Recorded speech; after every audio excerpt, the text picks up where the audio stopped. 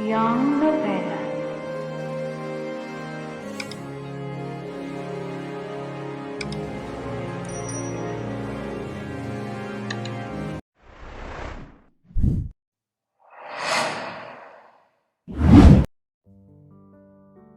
Naging busy ako sa trabaho. Isang linggo na akong pumapasok sa Food Porn Hub Resto. At nag-i-enjoy rin ako. Isang linggo na rin kaming halos hindi magkasalubong ni Anthony kahit sa isang bubong lamang kami nakatira. Kahit pa paano ay naiibsan ng mga kalungkutan ko dahil may trabaho akong pinag-aabalahan.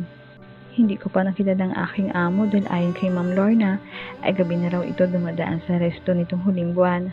Ang sabi pa ng aming manager ay busy raw si Ma'am July.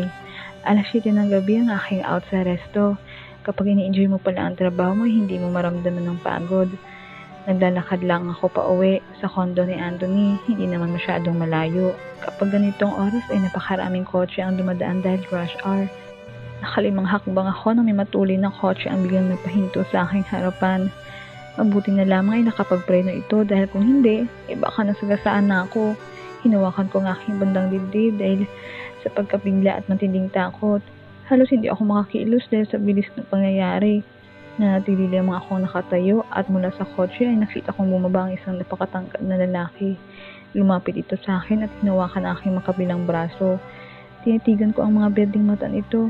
But napaka-pamilyar ang kanyang mga mata. Miss, are you okay? Nakatulala lamang ako habang nakatingin sa napakagwapo nitong mukha. Miss, tawag niya sa akin. Ngunit sa halip na sagutin siya ay tumakbo ako palayo. Napakalakas ng tibok ng aking puso nang marinig ang baritonong boses niya. May naalala ko kapag naririnig ang boses ng lalaki. Ang kanyang mga berdeng mga mata at boses ay magkapareho sa boses ni Anthony. Humahangos ako nang makarating ako sa kondo. Pinuksan ko ang ilaw. Wala pa si Anthony. Halos mag-alas 8 ng gabi. Sumilip ako sa kwarto niya at may nakita akong dalawang malaking maleta. Aalis siya. Siguro hanapin niya si Melinda. Naninikip ang aking dibdib. Tuwing iisipin ko ang bagay na yun, hindi ko kaya.